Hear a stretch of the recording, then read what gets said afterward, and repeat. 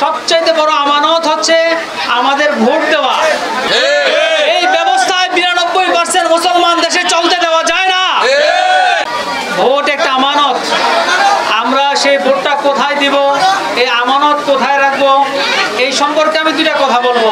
আচ্ছা, আমি ভোট চাইতে আসি নাই। সবচাইতে বড় আমানত হচ্ছে আমাদের ভোট দেওয়া, খেয়াল দেওয়া, রায় দেওয়া যে আগামী জাতীয় সংসদ নির্বাচনে আমরা আমাদের খেয়ালটা, আমরা আমাদের রায়টা, আমরা আমাদের ভোটটা কোথায় দেব। সংগ্রামী ভাইয়েরা, আপনারা জানেন স্বাধীনতা পরবর্তী প্রায় ৫০ বছর আমাদের এই দেশে সেকুলার রাজনীতি হয়েছে। সেকুলাররা আমাদের এই দেশ পরিচালনা করেছে।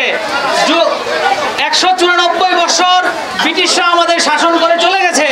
তারা আমাদের বড়দের লাঠি পেটা জুতা খেয়ে আমাদের এই বঙ্গভবন ছেড়ে তারা চলে গেছে, কিন্তু রেখে গেছে তাদের নিষ্ঠা ঝুটা রাষ্ট্রীয় ব্যবস্থা।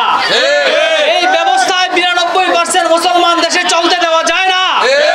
এই ব্যবস্থার মধ্যে জুলুম আর স্বেচ্ছাচারিতা বৃদ্ধি পায়।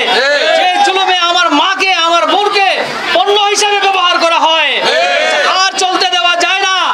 ইনশাআল্লাহ আগামী জাতীয় নির্বাচনে আমরা আমাদের রায়গুলি, আমরা আমাদের ভোটগুলি কোরআন ও হাদিসের পক্ষে, শরিয়ার পক্ষে, ইসলামের পক্ষে, খেলাফতের পক্ষে হবে ইনশাআল্লাহ।